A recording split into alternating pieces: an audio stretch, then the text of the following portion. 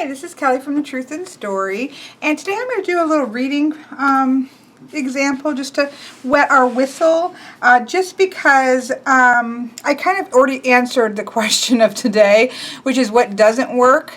If you watch yesterday's video where I go through my entire deck collection, I show examples of what doesn't work and what does work for me. And so I kind of answered that question already quite thoroughly, so I felt like it was kind of redundant for me to go through that again. But in a nutshell, large card sizes, like the Pagan Lenormand, I'm sorry, as well as I think there's a fairy one that are about the size of soul cards. That's too big. You know, I put 3 cards down. There's no way I could even do a 9 card, let alone a grand tableau. So huge cards, you know, what's the point? Too busy images where you can't pick out right away with 36 cards down that you can't clearly see what's going on. That's a problematic. Changing card names, that doesn't make sense. Like there was a deck that changed the whip and the broom to fan.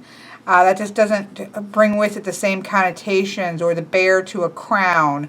If you're going to change a card name, it better make really good sense. Now the Celtic Lenormand changes some card names, but it makes sense. Ring has been changed to hand fasting.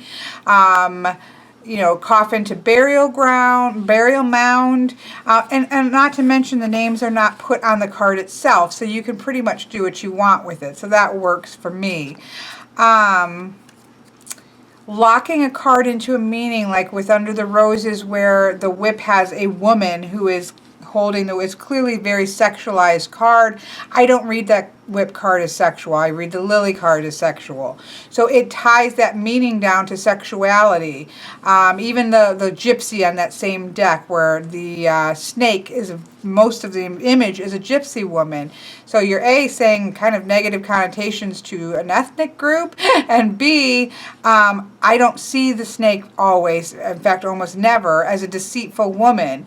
And so that just locks that in, so that I'm having to try to explain it away, versus just having a whip and a broom or a snake and then letting the person, the reader, put their own meanings on top of it. I think that causes problems in cards.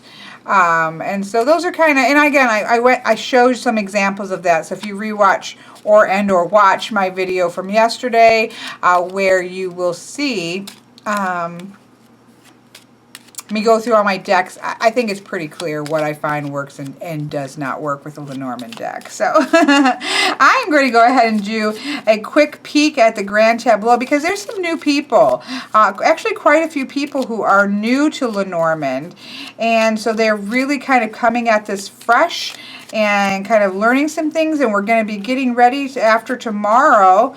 I think we have one more deck one about our wish lists, which I do have quite a wish list.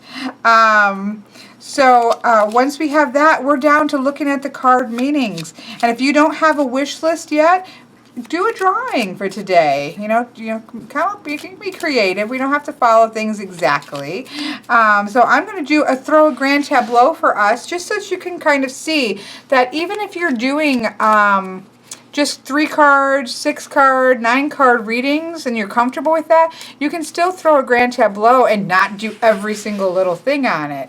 So I thought I'd just go ahead and lay a Grand Tableau for us. And this is with my lovely trimmed Piatnik.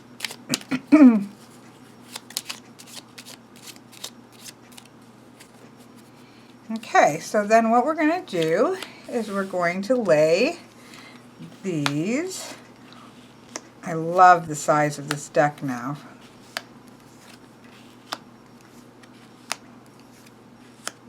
I'm going to go ahead and do a 9x4. I've learned mostly off of a 9x4, and then I switched to an 8x4 with the 4 at the bottom, and then I've kind of gradually come back to the 9x4, just because it fits better in my space. And again, I'm comfortable. It still has the 4 cards, it's just down the middle. But I'll be showing both ways, you know, when we get to the spreads and things like that. So never you fear.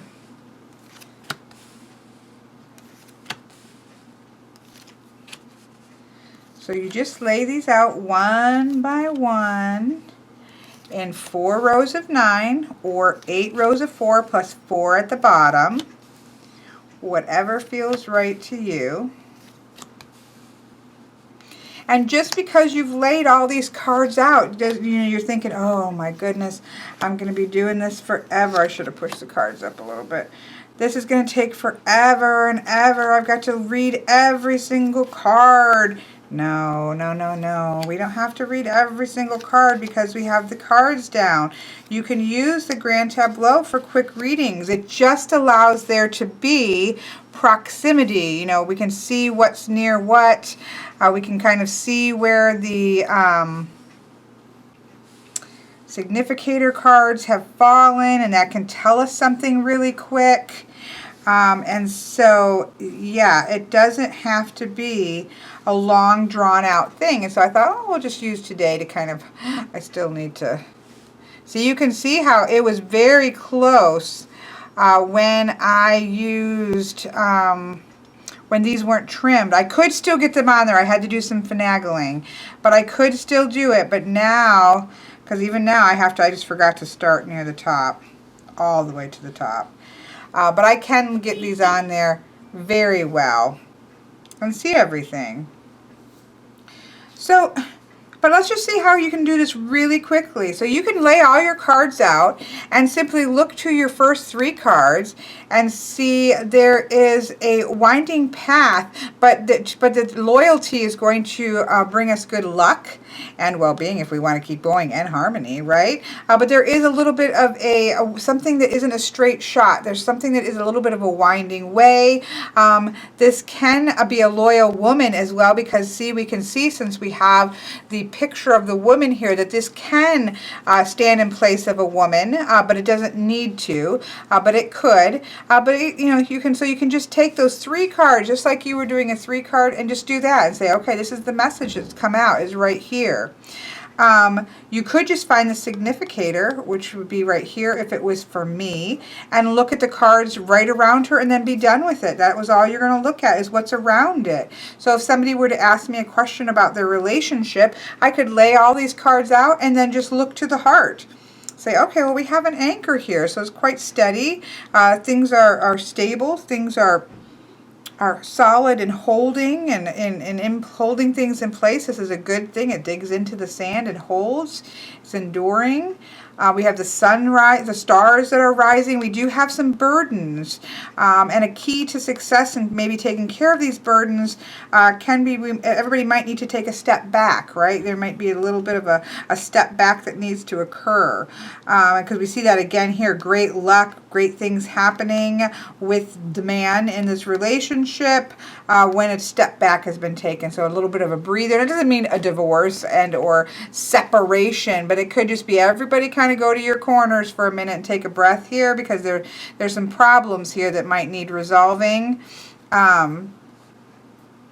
But we have the ring, the heart, and the man all showing up in the same place. And when we follow commitment to this relationship, does lead to success, right? So we can just sit there and look at these 9 cards and ignore everything else, and just look at those 9 cards and then pick your cards up and you're done, right? If you have a question about work, you could lay these cards out and find the anchor and say, okay, I always look to my corner for my key information, and we have the tree. So we have a solidness. We have digging our roots in. It's going to lead to harmony, being smart about it, though, having to think smart. Some obstacles, but things are rising. We're kind of moving towards destiny, right?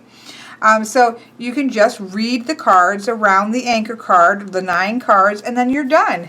There you go. You've done it, and you pick up your cards and you go. So you can use the Grand Tableau without going into doing all the things. So like if I'm doing a Grand Tableau, I'm first looking at the significator card.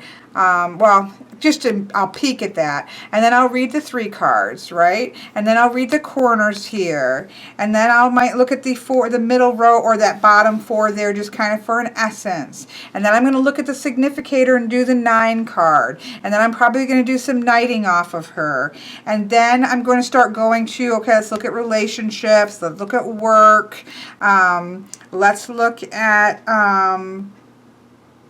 a lot of people ask about relationships and work. If it's family, let's look to family. You could either look to the lily card. Sometimes people look at the tree card.